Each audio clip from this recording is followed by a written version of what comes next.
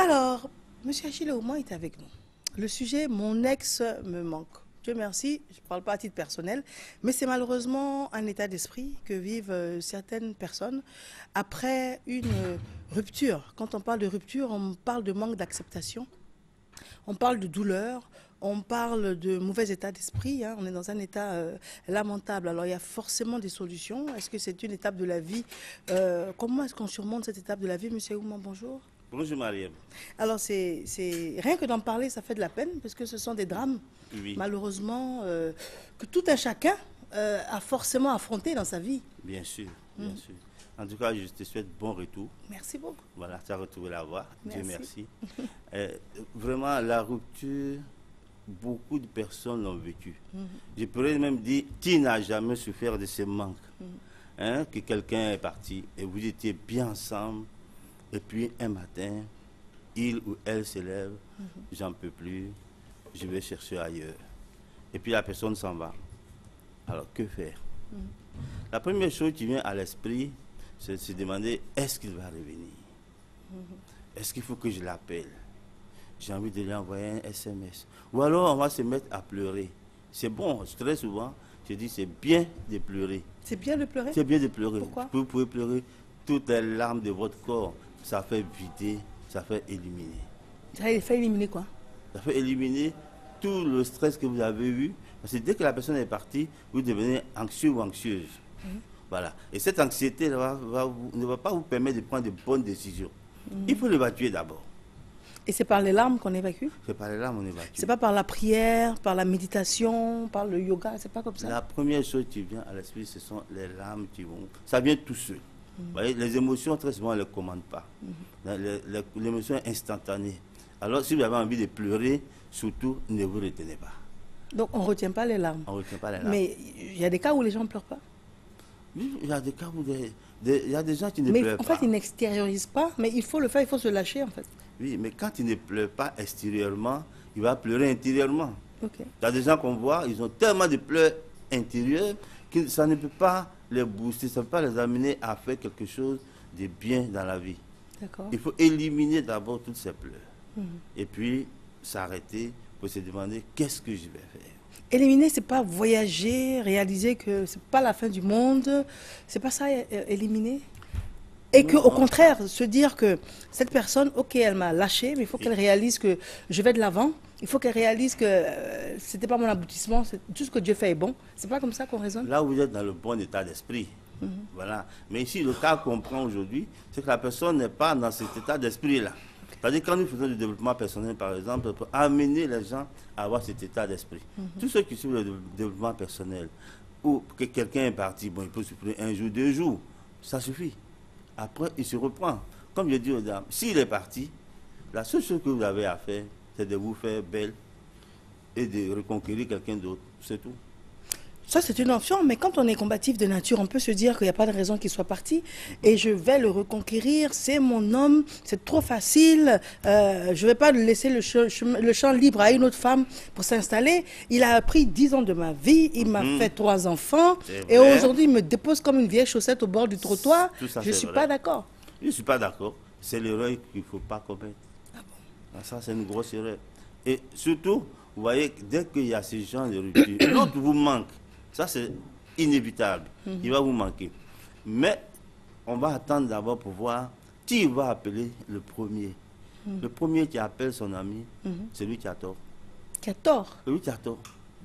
Voyez-vous? Alors, qui va appeler? Et retenez-vous d'appeler. Et surtout, n'allez pas sur les réseaux sociaux pour essayer de le joindre ou alors envoyer des SMS. Et si la dame partait voir la belle-mère? Enfin, l'ex-belle-mère. Oui, mais au niveau où on en est, Mariam, on a fait toute cette démarche et tout ceci arrivé à aboutir à un point de non-retour. La rupture, là, est consommée. Et maintenant, vous êtes parti et voilà que la personne vous manque. Si elle vous manque, c'est que vous la mettez dans votre tête. Donc, elle va occuper un espace dans votre tête à chaque fois. Et vous allez chercher à combler ces manques. En cherchant à combler ces manques, vous allez vouloir appeler, vous faire chercher à voir, est-ce qu'il est parti pour de bon, est-ce que je peux rattraper, qu'est-ce que je peux faire. Et vous dites que l'erreur, c'est de reconquérir la De personne. reconquérir. Mais pourquoi il a pu se tromper? Il a pu être dans une période de sa vie où il est un peu instable. Oui. Et puis, ce serait dommage de gâcher tout cela. Les enfants sont là, on a construit une vie, il est perturbé. Il est perturbé. On peut penser ça. Et justement, il est perturbé. Qu'est-ce qu'il fait pour se rattraper? Il ou elle, hein? Bien sûr, oui. Il ou elle. Qu'est-ce que ces deux-là vont faire pour se rattraper, pour ne plus être perturbés? Ils vont faire quoi? Si, par exemple, vous êtes quittés, et puis il n'y a rien qui se passe, la personne ne change pas. Comment voulez-vous que, même si vous remettez ensemble, et surtout le problème c'est quoi? C'est que si vous remettez ensemble et qu'il vous quitte pour une deuxième fois, vous n'allez plus vous retrouver. Il faut craindre la deuxième fois. Il y a des amis qui sont partis 2 fois, 3 fois. Voilà. Et c'est dommageable. C'est pour ça qu'on dit il faut savoir se retenir et prendre rendez-vous avec soi-même pour se dire qu'est-ce que j'ai fait, qu'est-ce que j'ai omis de faire, qu'est-ce que je n'ai pas réussi à faire, et la rupture est arrivée. À partir de là, on va faire un bilan sur soi-même pour pouvoir se dire voilà, moi-même, voici mes erreurs. Il faut que, si je croise quelqu'un d'autre, je puisse corriger ces erreurs pour pouvoir avancer. Sinon, vous allez, on a vu beaucoup de femmes, par exemple, qui ont eu ces problèmes, il y a eu rupture, et puis elles n'ont pas changé. Mais pire, elles vont faire payer au nouveau venu toutes les erreurs de l'autre. Voilà, j'ai été tellement bien avec celui-là, il m'a laissé tomber. Donc le prochain qui vient, il ne serait pas bien. Donc lui va payer pour celui qui vient de partir. Le prochain qui vient, je ne vais plus faire comme ça. Je vais me retenir, je vais faire ceci. Mais en vous retenant, l'autre va voir que vous vous retenez. Mais chat échaudé craint l'eau froide, c'est bien connu. Oui, mais en amour, c'est assez compliqué parce que moi, je ne représente pas quelqu'un d'autre. Voilà. C'est la même personne qui a souffert quand même. Un homme vous a fait ça, vous dites tous les hommes sont pareils. Non. Il y a 3 milliards. Mais on prend des précautions. On a un bouclier, on se protège. Oui, mais vous voyez, trop de boucliers, trop de protection, ça va tuer l'amour. Libérez-vous, mais regardez les choses qui arrivent. Quand quelqu'un vous parle, par exemple, est-ce que vous écoutez le non-dit? Est-ce que vous écoutez ses silences? Est-ce que vous écoutez ce qu'il a omis de dire? C'est tout ça qu'il faut analyser. Et c'est pour ça que nous avons mis en place le développement personnel pour voir. Vous venez me voir, vous dites, on veut se marier. Vous dites, d'accord, vous voulez vous marier? Monsieur, voici la personnalité. On étudie toute la personnalité de madame. Monsieur, voici ça. Celle que vous voulez épouser, voici ses qualités, voici ses défauts. Ça vous intéresse toujours? Madame, voici les qualités et défauts de monsieur. C'est comme ça qu'on prépare le mariage. Mais il ne faut pas regarder, faire des fixations sur des qualités et aller jusqu'au mariage. C'est ça qui fait qu'après, quand les défauts ressurgissent, je ne le connaissais pas comme ça. Mais s'il était comme ça, mais les gens changent aussi. Comment? Les gens changent aussi. Les gens changent, puisqu'on a 6 types de personnalités en nous. Et dans la vie de tous les jours, on va travailler, on va bouger, on va aimer avec un type. C'est le type de base que nous avons. Mais attention, les 5 autres sont là, qui peuvent ressurgir à tout moment. Ils sommeillent en nous. Et en fonction de l'état d'esprit de l'autre, ça peut ressortir à tout moment. Il est bon de les connaître et de savoir qui peut faire quoi. Donc ça veut dire que le premier point, c'est de ne pas chercher à reconquérir l'autre. Ne pas chercher à reconquérir. S'il est parti, il est parti. Mais si elle est partie, elle est partie. Mais je pensais que dans la vie, on se battait pour ses objectifs. On se battait, la femme, bon, on va prendre le cas inverse, l'homme avait prévu que c'était la femme de sa vie. De sa vie. Il a épousé, ils ont des enfants. Et puis un beau matin, elle se gratte la tête, elle lui dit non, j'en ai marre, je m'en vais. Et vous nous dites qu'il ne faut pas qu'il cherche à reconquérir sa femme? Ben oui. J'en ai marre, je m'en vais. Jusqu'à ce que vous arriviez à cet état-là, où on dit j'en ai marre, je m'en vais. Quand vous avez présenté beaucoup d'étapes, ce n'est pas un coup comme ça, on dit je m'en vais. Vous êtes passé par beaucoup d'étapes, on a fait intervenir des gens et tout, et franchement, ça ne va pas. Mais ça aussi, on peut le savoir dès le début de la relation. Pour vous dire, suivant votre personnalité, si vous êtes ensemble, les assiettes vont voler dans la maison. Ce n'est pas bon, les caractères ne peuvent pas s'harmoniser. Mais on peut se corriger, on peut se corriger. Il y a des situations. Parce que quand les gens veulent se marier, on ne pourra jamais les décourager. Par définition, tout ce qu'on peut faire, c'est les avertir, mais ils peuvent se corriger. Dans le couple, on donne toujours des conseils, mais ils ne sont pas obligés de suivre. Ils ne sont pas obligés. il y a des couples qui sont venus, vous ne pouvez pas rester ensemble. Non, on est fait l'un pour l'autre, c'est ce qu'on m'a dit dans ma communauté. Ok, 2 ans après, les mêmes reviennent pour dire il faut nous séparer. Ils disent, non, moi je fais que mettre les gens ensemble, je ne sépare pas. Ils ont perdu 2 ans. Mais moi je couris, reconquérir. S'ils avaient écouté, ils seraient restés. C'est difficile, ils sont C'est amoureux. difficile, mais aujourd'hui en Europe, on fait quoi? On fait des études de la personnalité et on vous dit que vous n'êtes pas en harmonie, il vaut mieux changer de partenaire. On vous le dit dès le début pour éviter ça. Parce que ce manque-là, l'autre me manque. J'ai vu des cas où la personne est restée 8 jours sans pouvoir aller au travail. Et donc, va développer une certaine dose de maladie où on n'a même pas de solution. En plus, oui. En plus. Maladie psychosomatique et tout. Maladie psychosomatique, on se détériore de l'intérieur et vraiment on se dévalorise, on se désagrège tout doucement pour quelqu'un d'autre. Et donc, au nom de l'amour, je pense qu'il vaut mieux, quand on est dans ce cas-là, chercher un autre partenaire. Mais chercher un autre partenaire, ça c'est l'aboutissement d'un processus. Mais il y a de la douleur, il y a de l'angoisse, il y a une dépression, il y a tout ça. Mais c'est pour ça que nous existons. C'est pour ça que le développement personnel existe, pour aider ces personnes-là justement à évacuer. Vous voyez, j'ai reçu une dame l'autre fois qui me dit, j'étais au bord du suicide. Mais quand j'ai écouté votre émission, je me suis reprise. Tout simplement, après avoir écouté l'émission, tout s'est arrangé, voyez-vous. Donc, il y a des personnes qui, ma foi, il faut justement qu'on leur parle. Hein. Il n'y a pas d'autre thérapie. C'est de leur parler, et puis tout s'arrange. Ce n'est pas une affaire de médicaments, non. Donc, vous voulez nous dire que un couple a vécu ensemble 15 ans, par exemple, Oui. au quotidien, et du jour au lendemain, il y en a un qui dépose l'autre, et puis vous nous dites qu'on peut parler à la personne qui est dans la douleur, et puis ça va s'estomper. Ça va s'estomper. Ça s'arrange toujours. Mais il faut trouver... C'est-à-dire, quand vous venez me voir, moi je ne vais pas vous parler pour vous faire plaisir. Hein.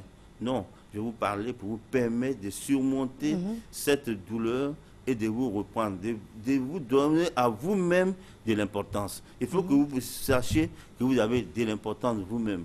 Maintenant, oui, allez-y. Parce qu'on passe le temps à donner de l'importance aux autres en se dévalorisant. Combien de couples où on voit que, par exemple, le monsieur se donne beaucoup d'importance, il monte, il grandit, mais en temps, la femme est dévalorisée totalement. Ou l'inverse, la femme a tout, elle grandit, mais elle ne sait pas qu'il y a une souffrance intérieure qui se passe au niveau de son mari. Mais cette souffrance-là va un jour éclater au grand jour, et voici la rupture. Parce qu'il faut faire très attention à quand on est en couple, de voir est-ce que ce que je suis en train de vivre, est-ce que l'autre le vit comme moi? Est-ce que c'est un bonheur partagé? Est-ce que tout se passe bien aussi chez lui? Il faut s'occuper, comme il a dit, il faut s'occuper de son couple. Voilà. Sinon, voici, c'est des choses comme ça vont arriver. Ou alors, la personne est là, bon, à cause des enfants, je vais rester. Nous, on dit dans le développement personnel, il faut partir pour les enfants. Parce que tout ce que vous émettez comme négativité ne permet pas aux enfants de grandir de façon harmonieuse. Oui, mais ça même, on peut ouvrir une parenthèse là-dessus. Une femme qui dit « je reste à cause de mes enfants oui. », elle voit surtout le fait que peut-être que le mari aura une vie décousue, les enfants ne seront plus encadrés. Oui. Elle voit également le fait que notre femme ait accès à des enfants qu'elle n'aime pas et que les enfants soient en souffrance également. C'est un sacrifice, c'est un don de soi. Un don de soi qui te détériorise.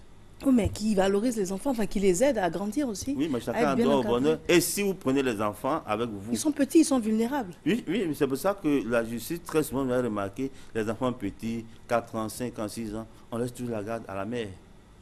Parlez-vous, on toujours la garde à la mère. Donc la maman va pouvoir s'occuper de façon harmonieuse de ses enfants. À ce moment aussi... Ça, c'est quand ils sont très petits, mais ils peuvent avoir, après, c'est jusqu'à 7 ans. Après 7 ans, oui. on voit l'intérêt des enfants par rapport au niveau financier également des parents. Oui. Donc, les enfants peuvent être avec le père. Et si la femme veut les récupérer, le père va dire, bah, tu t'en occupes si tu les prends. Et la dame est obligée de partir sans ses enfants. Oui, justement, c'est pour ça que on parle souvent aux couples pour que ces genres de situations soient arrangées à l'amiable et au mieux. Monsieur, vous n'êtes jamais là, vous êtes toujours parti.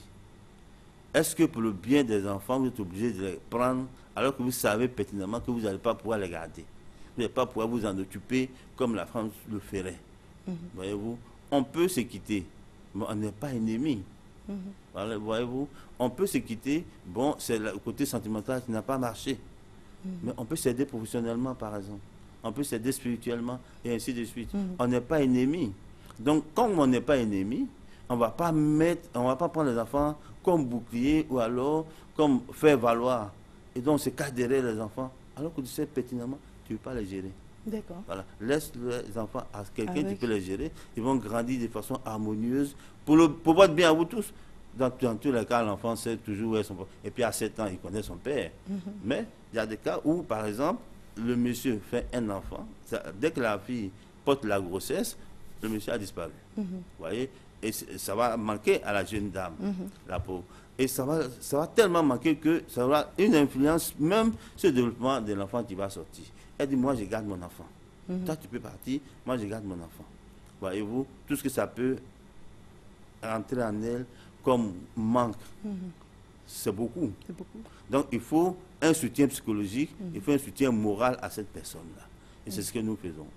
D'accord. Voilà. Alors, on revient sur ce que vous avez dit. La personne est partie, il ne faut pas la regretter. Il ne faut pas chercher à recontacter, il faut passer à une autre étape. Il faut passer à une autre étape. Il y a des enfants au milieu. Le monsieur il a le droit d'appeler ses enfants. Oui. Donc, ça fait qu'il y a un contact permanent qui est maintenu aussi. Oui, il faut connaître. Les Blancs ont tellement bien fait les choses qu'on met les limites. Si tu as besoin des enfants, ils te les amènent. Je vous dis, on n'est pas ennemis. Il y a des gens qui ont quitté Abidjan parce que ça ne va pas. Amener les enfants à Man, à Korogo, à Bouaké. Mais ce n'est pas une question de distance, c'est une question de disponibilité. Est-ce que tu es disposé vraiment à faire tout pour le bonheur des enfants? Le couple ne va pas, c'est sûr. Il y a rupture, il y a manque, l'autre te manque, ainsi de suite. C'est bien. Mais il faut mettre tous ces manques-là sur les enfants. Voilà, prendre les enfants comme tes petits chéris. Voyez-vous, tout cet amour que vous devez déverser sur l'enfant, ce sera bon pour lui. Voyez-vous. Alors, même si vous êtes loin, la distance ne règle pas ce genre de problème. C'est pas parce que vous êtes parti loin que le manque va s'arrêter. Non, le manque est toujours là, il est toujours présent. Mais comment vous allez faire? Est-ce qu'il faut rester dans le manque? Ou alors il faut appeler à tout moment pour assouvir ce manque-là? Non. Mais comment on surmonte ce manque? Comment est-ce qu'on parle à son cerveau? Comment est-ce qu'on arrive à se dire, il ne faut pas que j'y pense, il ne faut pas que je pense à elle ou à lui, il faut pas... La première chose, il faut commencer par s'occuper. Par exemple, vous pouvez vous occuper plus de votre famille, vous pouvez vous occuper plus de votre travail, vous pouvez vous occuper plus de votre... enfin, il faut occuper son esprit à quelque chose. Mais à un moment donné, on est seul avec soi-même. Oui, à un moment donné, on se couche dans le lit, par exemple, dans lequel le partenaire était là. Oui. On regarde le plafond en se disant, c'est pas possible. Donc, il est vraiment parti. On passe à la thérapie. Voilà, il y a des gens de thérapie qu'il faut faire avec des huiles essentielles pour pouvoir revenir à la surface. Je vous dis ça, en moins d'un mois, on peut rattraper ça. Or, il y a des gens, sans rien, 6 mois, 1 an, 2 ans, on est encore dans cette situation. Et puis, on refuse même de se mettre en couple avec quelqu'un d'autre. Mais est-ce que c'est pas, quand la personne a trouvé son âme sœur, oui. Est-ce que ça peut justifier le fait qu'elle n'arrive pas à tourner la page? Vous savez, comme je dis toujours, les âmes sœurs, il y en a tellement. Ah, c'est pas... Il n'y a pas une seule âme sœur. Il n'y a pas une seule âme sœur. Ah bon? Non, il y en a beaucoup. Si une âme sœur ne te convient pas en totalité, tu cherches une autre. Ouais, c'est difficile. Physiquement, la femme plaisait au monsieur. Moralement, elle est intelligente, elle pétille de gentillesse, elle est disponible, elle est combative, elle est battante. Enfin, il n'y avait que des qualificatifs. Que des qualificatifs, oui. Mais est-ce qu'elle fait l'essentiel? Est-ce qu'elle s'occupe de son homme? S'occuper de son homme, ça veut dire quoi? S'occuper de son homme. Un exemple simple. Moi, aujourd'hui, je vais m'habiller, j'ai un costume que je vais mettre, avec une chemise qui va avec, la cravate qui va avec. Et puis, je prends la chemise, il y a un bouton qui manque. Je ne peux pas la porter. J'ai oublié un chamboulement dans ma tête. J'ai oublié de tout changer. Madame, qu'est-ce qui s'est passé? Quand les habits sont revenus du pressing, est-ce que vous avez vérifié? Déjà, ça, c'est s'occuper de son homme.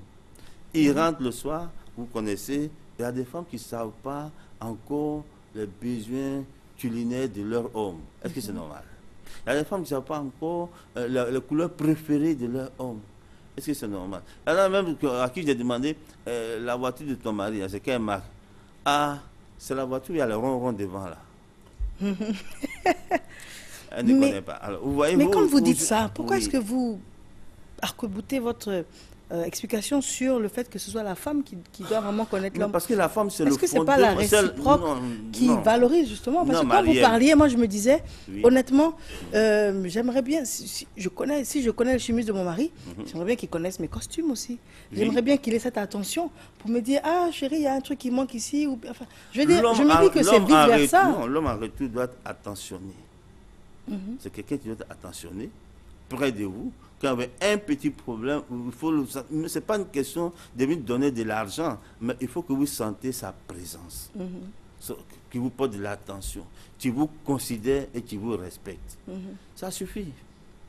Ça suffit. Vous avez un homme comme ça, c'est bon. Mais dans le couple, le respect fait beaucoup de choses. Ouais, même quand je te quitte et que je continue de te respecter, ça apaise ta souffrance.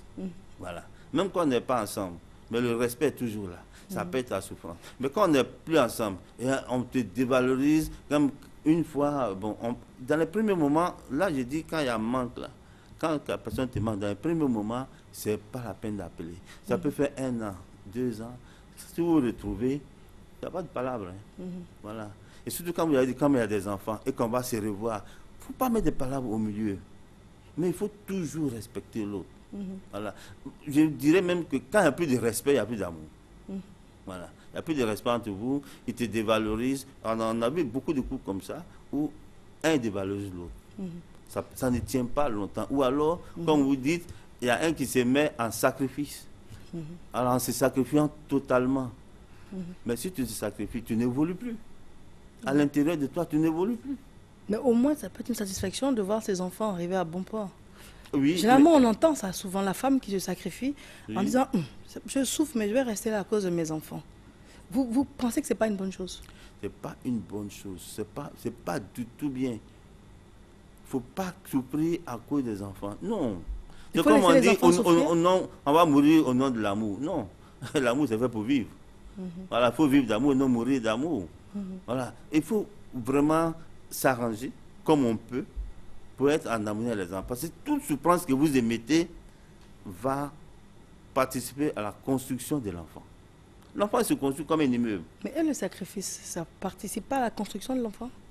Mariam, il y a un seul qui est venu se sacrifier pour nous tous, c'est Jésus. Je pense que ça suffit. Voilà. Personne n'a le droit aujourd'hui, au nom de quel principe, de se sacrifier pour un autre. Non. Parce que quand vous vous sacrifiez, le jour que vous allez quitter ce monde, qu'est-ce qu'on va vous demander? On ne vous a pas demandé d'aller vous sacrifier, on vous a demandé d'évoluer. Et en restant dans cette optique-là, au lieu d'évoluer, vous vous sacrifiez. Pour qui vous a demandé ça? Quand la femme voit ses bouts de chou là, elle se dit je ne peux pas partir et les laisser là, à la merci de n'importe quelle gueuse qui va de passage dans la vie. Non, je ne peux pas, il faut que je reste encadrer mes enfants. C'est là il faut se surpasser pour voir qu'est-ce que je fais pour que l'enfant et moi, nous serons tous en harmonie, nous puissions tous vivre correctement le mieux possible. Nous pouvons atteindre le bonheur ensemble. Parce que tout ce que vous allez faire de négatif, c'est pour que, comme quand vous portez une grossesse, tout ce que vous pensez en négatif, l'enfant prend. D'accord. J'ai une dernière question à vous poser avant de vous permettre de conclure. Et le monsieur que la femme a quitté, et puis le monsieur l'appelle pour dire, je t'en supplie chérie, reviens sur ta décision, je t'en supplie à 2 genoux par terre. Est-ce qu'on peut demander pardon? Est-ce qu'on peut supplier? Qu'est-ce qui n'a pas marché? On va s'asseoir, on va parler, on va essayer de rectifier les choses. Il ne faut pas laisser les jalousies, les aigreurs, les méchancetés rentrer entre nous. Est-ce que cette manière de supplier, l'autre peut... Parce que vous dites de ne pas repartir en arrière. Mais des fois, on se dit, c'est pas possible, il ne peut pas foutre en l'air 15 ans de notre vie en commun. Même 20 ans en commun. Mais on se dit non. Et puis, on a besoin de se battre en se disant, je veux absolument le récupérer, il ne peut pas nous faire ça. Oui, on peut le dire, on peut supplier, mais il faut faire très attention quand vous suppliez. Est-ce que l'autre... Moi, je vais vous dire par exemple une chose. Je vais vous mettre au défi. Je vous accorde encore une chance. Mais cette chance que je vous accorde, je reste un observateur et je regarde. Est-ce que fondamentalement, vous avez changé? Est-ce que vos attitudes ont changé? Parce que souvenez-vous que quand on s'aime et tout jusqu'à on arrive à se marier, mais après, qu'est-ce qu'on aime? C'est plus la personne qu'on aime. Ce sont ses attitudes et ses comportements. Alors, est-ce que ce que tu faisais tous les jours, qui te reprochait, pour lequel la rupture est arrivée, est-ce que tu as changé fondamentalement? Monsieur qui rentre tous les jours à 21h, à 22h, madame, je dis, je ne supporte pas cela. Fais un effort, viens vers 19h, c'est bon. Le dimanche, reste un peu avec la maison, c'est bon. Après rupture, on supplie, on revient. Là, il rentre même à minuit. D'accord. Alors, qu'est-ce qu'on fait dans ces cas-là? Très bien, c'est que ce n'était pas la peine. C'est pas la peine. Votre mot de fin, nous sommes au terme de l'entretien. Alors, ça, c'est un entretien. Je pense qu'à chaque fois que quelqu'un vous quitte, pensez bien que ce n'est pas la fin du monde. Et surtout, l'homme de sa vie, l'homme de ceci, il n'y a pas un seul. La femme de sa vie, il n'y a pas un seul. Il y en a plusieurs. Et très souvent aussi, là-haut, on regarde, on dit, bon, elle est en train de souffrir à cet homme. On regarde le jour qu'elle va prendre la décision de le quitter, on va mettre devant elle des gens bien qui lui conviennent. Mais c'est toi qui décides. Tant que tu n'as pas décidé de le quitter, on te laisse dans ta misère puisque ça te plaît. D'accord. On va te laisser là-dedans. On vous joint comment? 57 11 69 11. Le 57 11 69 11. Monsieur Oumon, merci pour ces leçons de vie. Merci beaucoup. Merci encore. Il est l'heure d'une page de publicité. En tout cas, on vous remercie de nous rester fidèles. Et nous allons recevoir à présent nos invités qui nous viennent de ce que l'on appelle la direction commerciale et marketing. Ce sont des personnes qui, comme vous, ont la possibilité de venir s'acquitter d'un certain montant et puis de passer sur les plateaux pour annoncer des événements qui ont une envergure intéressante et nationale ou internationale. À tout de suite.